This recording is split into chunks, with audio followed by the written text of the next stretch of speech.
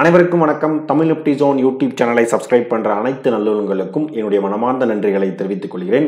இன்றைக்கி நம்ம இந்த வீடியோவில் என்ன பார்க்க போகிறோம் அப்படின்னா, ரெண்டு இம்பார்ட்டண்டான நியூஸ் பற்றி தான் நம்ம வந்துட்டு பார்க்க போகிறோம். அதாவது இன்னைக்கு நடந்துகிட்ருக்க, இந்தியாவே எதிர்பார்த்துட்ருக்க இந்தியா அண்டு சைனா வந்து பார்த்திங்கன்னா ரெண்டு பேர் பிரைம் மினிஸ்டர் வந்து என்னென்னா மீட் பண்ணி பேசிகிட்டு இருக்காங்க. ஸோ அதை பற்றின வியூ வந்து என்னென்னா நம்ம வந்துட்டு செக் பண்ண போகிறோம். அதுக்கப்புறம் ரெண்டாவது ஒரு இம்பார்ட்டண்டான நியூஸ், டொனால்ட் ட்ரம்ப் வந்து பார்த்தீங்கன்னா இந்தியா மீது 50% வந்து பார்த்தீங்கன்னா டாரிஃப் வந்து என்ன பண்ணியிருக்காரு, போட்டிருக்காரு. ஸோ முன்னாடி வந்து 25% இருந்தது, இப்போ இந்த 25% என்னன்னா இன்க்ரீஸ் பண்ணி போட்டிருக்காரு. அதனுடைய இம்பாக்ட் என்ன மாதிரி இருக்குது அப்படின்றதையும் நம்ம என்ன பண்ண போகிறோம், டிஸ்கஸ் பண்ண போகிறோம். நம்ம வந்துட்டு நம்ம யூடியூப் சேனல் வந்து பார்த்தீங்கன்னா யாரெல்லாம் நீங்கள் தமிழில் ஸ்டாக் மார்க்கெட் ரிலேட்டடாக நீங்கள் லேர்ன் பண்ணணும்னு நினைக்கிறீங்களோ நம்ம யூடியூப் சேனல் கண்டென்ட் உங்களுக்கு ரொம்பவே யூஸ்ஃபுல்லாக இருக்கும். நம்ம வீடியோஸ் எல்லாமே ஒன் பை ஒன்னாக கோத்ரூ பண்ணி பாருங்கள். கண்டிப்பாக உங்களுக்கு பிடிச்சிருந்தா சப்ஸ்கிரைப் பண்ணிட்டு சப்போர்ட் பண்ணுங்க நண்பர்களே. நம்ம வந்து பார்த்தீங்கன்னா ஒரு சேலஞ்ச் எடுத்திருந்தோம். இந்த ஃபர்ஸ்ட் சேலஞ்சு 1000 சப்ஸ்கிரைபர் வந்து நான் ரீச் பண்ணுறது. ஆல்ரெடி நான் உங்களுடைய மிக்க ஆதரவுனால நான் வந்து என்ன பண்ண ரீச் பண்ணிட்டேன். ஸோ இப்போ ஒரு செகண்ட் சேலஞ்ச் வந்து எடுத்திருந்தேன். கம்மிங் திவாலிக்குள்ளே வந்து பார்த்தீங்கன்னா 3000 சப்ஸ்கிரைபர் வந்து என்னன்னா ரீச் பண்ணுவேன் அப்படின்னு சொல்லிட்டு. ஸோ பொறுத்திருந்து பார்ப்போம் நம்ம வின் பண்ணுறோமா இல்லை லூஸ் பண்ணுறோமா அப்படின்னு சொல்லிட்டு. ஓகேங்க. ஸோ நம்ம வந்து பார்ப்போம். நம்ம வந்துட்டு first of all SEO summit மாநாடு அப்படின்றத வந்து பார்த்தீங்கன்னா சொல்லிட்டு இருக்காங்க. ஸோ இந்த SEO சமிட் மாநாடு வந்து என்னன்னா என்னைக்கு நடக்குது அப்படின்னு பார்க்கும்போது இன்னைக்கு தாங்க ஆகஸ்ட் 31 இருந்து செப்டம்பர் 1ஆம் தேதி வரைக்கும் பார்த்தீங்கன்னா இந்த மாநாடு 2 நாள் வந்து என்னன்னா நடக்குது. எங்கே நடக்குது அப்படின்னு பார்க்கும்போது என்னன்னா தியான்ஜின் அப்படின்ற ஒரு இடத்துல சைனா என்ற கண்ட்ரியில் வந்து பார்த்தீங்கன்னா நடந்துட்டு இருக்கு இந்த மாநாடு வந்துட்டு. ஓகேங்களா. ஸோ SEO மாநாடு அப்படின்னா என்ன அப்படின்னு தெரியுமா? ஃபுல் மீனிங் வந்துட்டுனா ஷாங்காய் கோஆபரேஷன் ஆர்கனைசேஷன் அப்படின்ற ஒரு உச்சி மாநாடு தான் வந்து பார்த்தீங்கன்னா இது வந்துட்டு சொல்கிறாங்க. ஓகேங்களா. ஸோ இந்த மாநாடு வந்து பார்த்தீங்கன்னா எந்தெந்த நாடுகள்லாம் வந்து என்னென்னா பங்கேற்றிருக்கு அப்படின்னு பார்க்கும்போது கிட்டத்தட்ட 10 நாடுகள் வந்து என்னென்னா பங்கேற்றிருக்கு அப்படின்னு சொல்கிறாங்க. மீதி இருக்கிற இன்னும் சில நாடுகள் வந்து பார்த்தீங்கன்னா ஆடியன்ஸாக அப்சர்வன்ஸாக வந்து பார்த்தீங்கன்னா இருக்காங்க அப்படின்னு சொல்கிறாங்க. ஸோ இந்த SEO வந்து என்னென்னா எப்படி வந்து என்னென்னா ஸ்டார்ட் ஆச்சு அப்படின்னு பார்க்கும்போது 2001ஆவது வருஷம் வந்து பார்த்தீங்கன்னா ஃபர்ஸ்ட் வந்து என்னன்னா ஷாங்காய் 5 அப்படின்ற ஒரு நேமில் தான் வந்து பார்த்தீங்கன்னா ஸ்டார்ட் பண்ணியிருக்காங்க. அதாவது ஃபர்ஸ்ட் ஒரு 5 கண்ட்ரி வந்து பண்ணியிருக்காங்க. So China, Kazakhstan and Kyrgyzstan, Russia and Tajikistan அப்படின்ற இந்த 5 கண்ட்ரி தான் என்ன பண்ணியிருக்காங்க, ஸ்டார்ட் பண்ணியிருக்காங்க. ஸோ அதுக்கப்புறம் வந்து பார்த்தீங்கன்னா உஸ்பெகிஸ்தான் அப்படின்ற இந்த கண்ட்ரியும் என்ன பண்ணியிருக்காங்க, 6வது கண்ட்ரியாக ஆட் ஆயிருக்காங்க. ஓகேங்களா. ஸோ அதுக்கப்புறம் வந்துட்டு 2017 இந்தியாவும் பாகிஸ்தானும் என்னன்னா இணைஞ்சிருக்காங்க இந்த உச்சி மாநாட்டில் வந்துட்டு. ஸோ அதுக்கப்புறம் 2023 ஈரான் கண்ட்ரியும் இணைஞ்சிருக்காங்க. லாஸ்ட் வருஷம் 2024 பெலாரஸ் அப்படின்ற கண்ட்ரியும் இணைஞ்சிருக்காங்க. ஸோ இப்போ வரைக்கும் வந்து பார்த்தீங்கன்னா 10 கண்ட்ரி வந்து என்னன்னா இந்த உச்சி மாநாட்டில் வந்து என்னன்னா பங்கேற்று இருக்காங்க அப்படின்றத சொல்ல வராங்க. ஸோ மீதி இருக்கிற சில கண்ட்ரிகள் வந்து என்னன்னா அப்சர்வர்ஸ் அண்ட் டயலாக் பார்ட்னர்ஸாக என்ன பண்ணுறாங்க, ஜாயின் பண்ணிட்டு இருக்காங்க அப்படின்றத சொல்கிறாங்க. ஓகேங்க. ஸோ இந்த மாநாடு வந்து என்னன்னா இன்னைக்கு வந்து என்னன்னா நடந்துட்டு இருக்கு. இது வந்து என்னன்னா எந்த விதமான எதை பற்றி பேச போகிறாங்க, எதை பற்றி இது வந்து இருக்க போகுது அப்படின்றத நமக்கு வந்து தெரியணும். ஃபர்ஸ்ட் ஆஃப் ஆல் இந்தியாவுக்கும் சைனாவுக்கும் வந்து பார்த்தீங்கன்னா ஒரு 4-5 வருஷத்துக்கு முன்னாடி 2020 வந்து பார்த்தீங்கன்னா சில ப்ராப்ளம் வந்து இருந்தது. எல்லை பிரச்சனைகள்லாம் வந்து இருந்தது. அந்த கல்வான் வார் அப்படின்றது என்னன்னா நம்ம போர்ப்படை வீரர்கள் என்னன்னா அவங்களுடைய ராணுவ வீரர்கள் வந்து தாக்குறதும், அவங்களுடைய ராணுவ வீரர்கள் நம்ம ராணுவ வீரர்கள் வந்து தாக்குறதும். ஸோ அந்த ஒரு எல்லை போர் பதற்றம் வந்து நடந்துட்டு இருந்தது.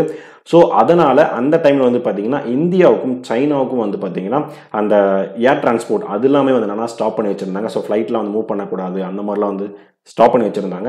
ஸோ ரீசெண்டான டைம்ஸில் வந்து பார்த்தீங்கன்னா ஜஸ்ட் ஒரு 1 மந்த் பிஃபோர் வந்து பார்த்தீங்கன்னா இந்தியாவுக்கும் சைனாவுக்கும் வந்து பார்த்தீங்கன்னா ஏர் டிரான்ஸ்போர்ட் ஃப்ளைட் எல்லாமே என்னென்னா மூவ் பண்ணிக்கலாம் அப்படின்ற மாதிரி இருந்ததுன்னா ஒரு பாசிட்டிவான ஒரு நியூஸ் வந்து கொடுத்துருந்தாங்க. ஸோ இந்த மாநாட்டு மூலிமா வந்து என்னென்னா இந்தியாவுக்கும் சைனாவுக்கும் ஒரு நல்ல ரிலேஷன்ஷிப் வந்து என்னென்னா ஏற்படுத்தும் அப்படின்றத சொல்கிறாங்க. அதாவது இந்தியாவுக்கும் சைனாவுக்கும் ஒரு ஒத்துழைப்பு, அதுக்கப்புறம் என்னென்னா ஒரு வளர்ச்சி வந்து எப்படி வந்து எடுத்துகிட்டு வரணும், அமைதி வந்து என்னென்னா நம்ம இந்தியாவுக்கும் ஒரு சைனாவுக்கும் வந்து என்னென்னா ஒரு இந்தியாவுக்கும் சைனாவுக்கும் ஒரு அமைதி வந்து என்னென்னா நிலைப்படுத்தும், அதுக்கப்புறம் பாதுகாப்பு வந்து என்னன்னா இம்ப்ரூவ் பண்றதுக்காகவும் இந்த உச்சி மாநாட்டில் வந்து என்னன்னா டிஸ்கஷன் வந்து இருக்கும் அப்படின்றத சொல்றாங்க. அதுக்கப்புறம் இந்தியாவுக்கும் சைனாவுக்கும் நாடுகளுக்குள்ளேயும் மற்ற நாடுகள் இருந்தும் வந்து என்னன்னா பயங்கரவாதம், பிரிவினைவாதம், தீவிரவாதம் அண்ட் இதை பற்றி என்னன்னா அது எப்படி கண்ட்ரோல் பண்ணுறது, அது எப்படி நம்ம வந்து ப்ரொடெக்ட் பண்ணிக்கிறது நம்ம நாட்டை வந்துட்டு, இதை பற்றியும் அவங்க என்ன பண்ண போகிறாங்க, பேச போகிறாங்க அப்படின்றத சொல்கிறாங்க. ஆக்சுவலாக நமக்கு என்னன்னா இதுதான் நான் அந்த வார் பற்றி நான் வந்து பேசியிருந்தேன். இது வந்துட்டு ஸோ PM மோடியும் நம்ம ஜி ஜின்பிங், ஓகேங்களா, ஸோ ஜின்பிங்கே அப்படின்னு சொல்லிட்டு சொல்கிறாங்க இவருடைய நேம் வந்துட்டு.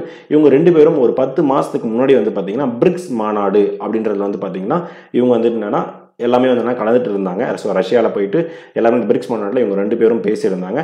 ஸோ அதுக்கப்புறம் 10 மாதத்துக்கு அப்புறம் இவங்க வந்து என்னென்னா மீட் பண்ணுறாங்க. அதே மாதிரி நம்முடைய நரேந்திர மோடி வந்து பார்த்திங்கன்னா கிட்டத்தட்ட வந்து பார்த்தீங்கன்னா 7 வருஷத்துக்கு அப்புறம் வந்து சைனாவுக்கு வந்து பார்த்தீங்கன்னா போறாரு. ஓகேங்களா. ஸோ அதுக்கு முன்னாடி 7 வருஷத்துக்கு முன்னாடி தான் சைனாக்கு போயிட்டு மீட் பண்ணிட்டு பேசிட்டு வந்திருந்தாங்க. ஸோ இப்போ வந்து பார்த்தீங்கன்னா இன்னைக்கும் வந்து போயிட்டு மீட் பண்ணி பேசிட்டு வராங்க.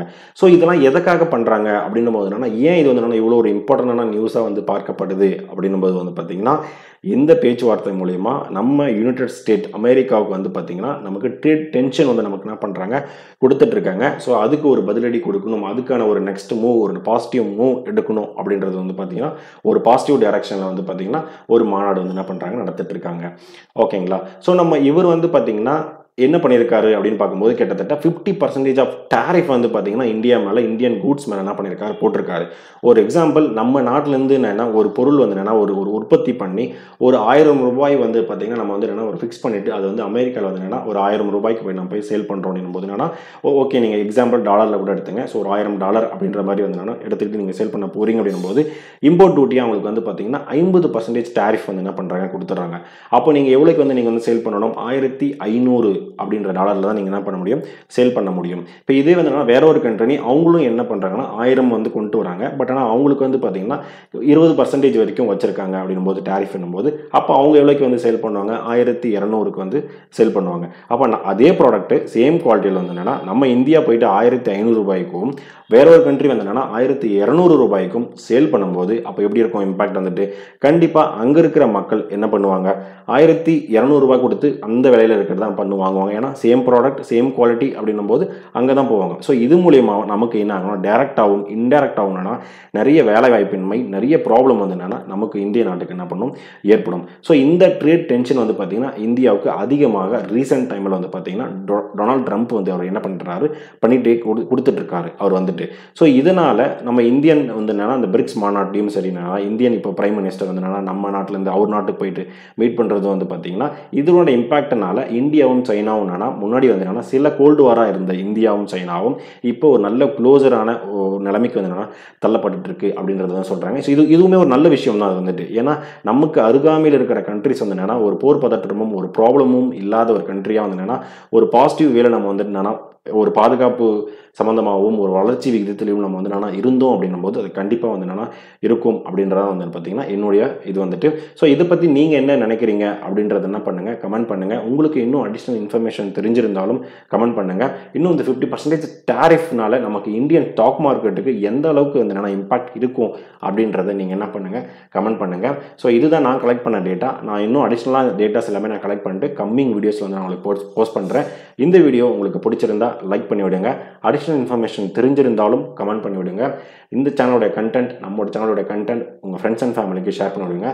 ஃபைனலாக எனக்கு சப்ஸ்கிரைப் பண்ணிட்டு சப்போர்ட் பண்ணிட்டு இருக்க அனைத்து நண்பர்களுக்கும் நன்றி நண்பர்களே.